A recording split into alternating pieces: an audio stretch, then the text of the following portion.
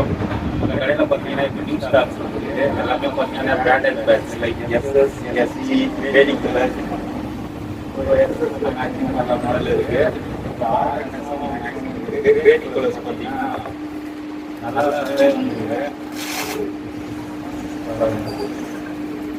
Bad ரேஞ்ச்லாம் பாருங்க, just 10,000 rupees தான் இந்த பேட்டு.